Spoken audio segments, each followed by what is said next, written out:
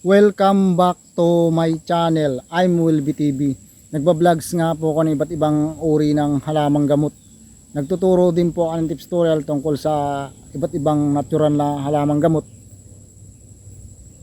Kung bago lang po kayo dito sa channel ko, huwag niyong kalimutan mag-subscribe, mag-likes, may simbol kong ganyan. Huwag na rin pong kalimutang i-share sa friends and family kung mahilig po kayo sa binablogs ko and tips tutorial tungkol sa iba't ibang natural na halamang gamot.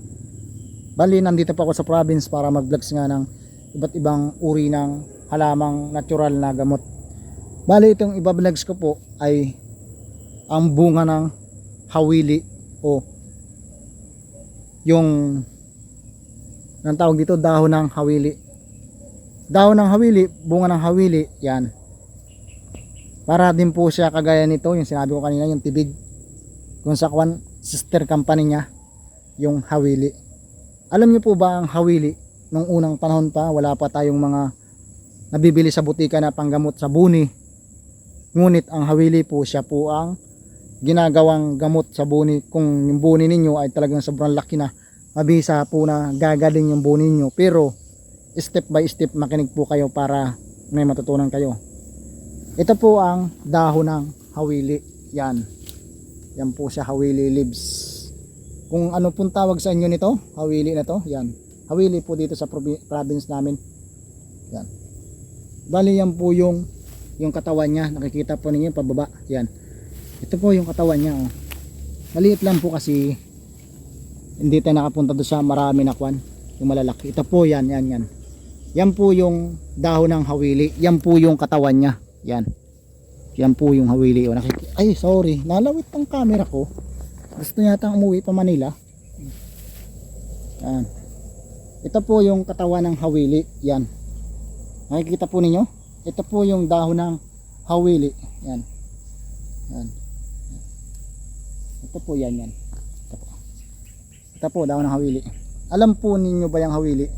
Nung unang panahon, ginagamot pa yan ng mga ninuno natin. Pero nung nagkaroon ng mga scientist tayo, gumagawa ng mga gamot sa buni, bumibili na lang sila ng gamot sa buni, lalo na kung nasa puwit. Alam nyo kung saan nagagaling ang buni. Kung madumi tayo sa katawan, yung nasuot na natin, sinampay natin sa nakatambak sa bahay natin, basa, yung basa na damit o short, sinuot natin uli, pwedeng kapitan siya ng buni, tapos angkati. Ayaw ko sa lahat ng may buni, kasi nung may buni ako, ganito ang ginamot ko, hawili 3. Ngayon, ito pa yung isang pinanggagalingan ng buni. Kung yung tao umupo dun sa CR, sa bowl, may buni yung puwet, tapos umupo ka rin, pwede ka rin mahawa ng buni. Ganito po ang paggamot niyan, ha. Makinig po kayo o step by step. Kukuha kayo nito. Ayan. Di ba pinuti ko? At ito. Ito, tingnan po niya. Kuha ka. Ayan. Yan, nakita niyo pinuti ko yung kwan. Pinitas ko. Yan. Di ba mayroon po na kwan ito? Yan. Yan dagta na yan. Yung dagta niyan o katas niyan, yan po yung ikukuskus ninyo kung saan may parte kayo ng buni. Pero wag ninyo pong lalahatin, alam po ninyo. Ang mangyayari po kung yung buni mo sobrang laki na, isang laki ng piso, utay-utay lang po. Alam mo bakit?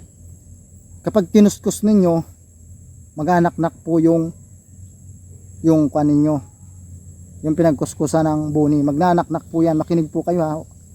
Sa hindi po nakikinig, huwag po ninyo ako sisihin kung nagnak-nak po. Ito po, kailangan po makinig sa inasabi ko para gumaling yung buni niyo. Kung may buni kayo, kung example ito, kung ang buni niyo nandito, yan, halimbawa yung buni niyo, yung butas na yan, yan, may butas sa gilid ng butas na yan, yan po lang yung, itayo ko nga yung camera ko, kaso hindi tumatayo. Nasaan yung cameraman ko? Namasyal yata. Namasyal yung cameraman. Yan. Ito. Diba may butas po? Yan, may halimbawa example. Yung butas na yan, yan yung ating may buni. Huwag niyo pong lalagyan lahat ng katas nito ng hawili.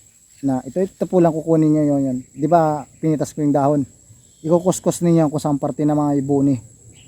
Sa gilid lang, gilid muna, yan. Gilid, yan. Sa gilid lang muna ninyo uunahin kung saan may buni. Halimbawa ngayon, kinuskus mo. Bukas, kuskusin mo ulit. Palob ng palob yung kuskus. Huwag mong kukuskusin lahat. Alam mo bakit? Naganak-nak yan kapag kinuskus mo nito. Naganak-nak, pero 100% po gagaling yung buni ninyo. Kapag kinuskus mo, lalo siyang kumakati yung buni. Huwag mong kutkutin, lalo kung matilos yung kuko mo. Pagka kuskus mo, binababad po yan, binababad. Tapos mga kalahating oras yung isa, pag nakuskus mo na, saka ka na magligo. Yan. Tapos samahan mo rin ng pagliligo araw-araw, lalo na kung sa dagat, kaso mahapdi kapag sa dagat. Kapag ikaw ay mabuni, ito lang po yung kunin mo, hawili tree. Ito. Papakita ko ulit ha. Yan. Kumuha ka, di ba? May katas. Yang katas po na kukuskus ninyo sa parteng may